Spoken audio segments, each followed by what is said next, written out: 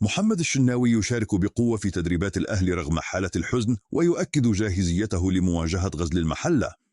بن رمضان يشارك في المران الجماعي بعد التعافي من الإصابة ويؤكد جاهزيته لمباراة المحلة.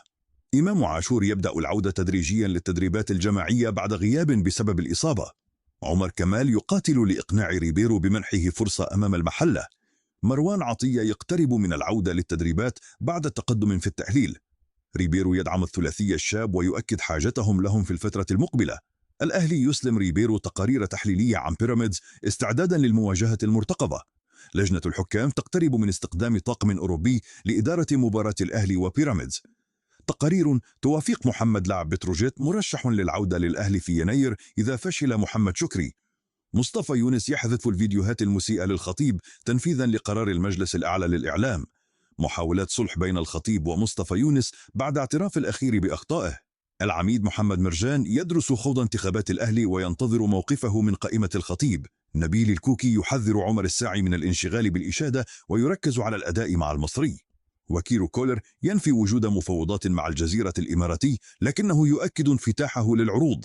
غضب في مودرن سبورت من أبو جبل بعد خطأ فادح أمام الزمالك.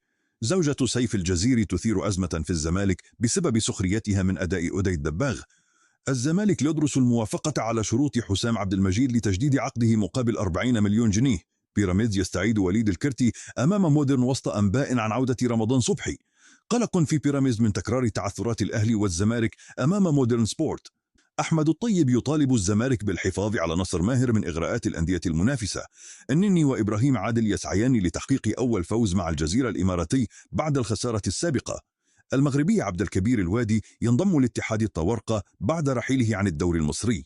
تقارير إبراهيم دياز يقترب من تجديد عقده مع ريال مدريد. ياسر ريان المصري البورسعيدي أقوى منافس للأهلي على لقب الدوري ثم الزمالك وبيراميدز.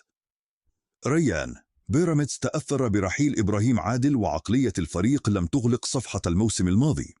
الأهلي لعب بحدة أمام فاركو لتجنب سيناريو مودرن وحقق فوزا كبيرا. تحميرات لإمام عاشور بعدم استعجال في العودة قبل التعافي الكامل.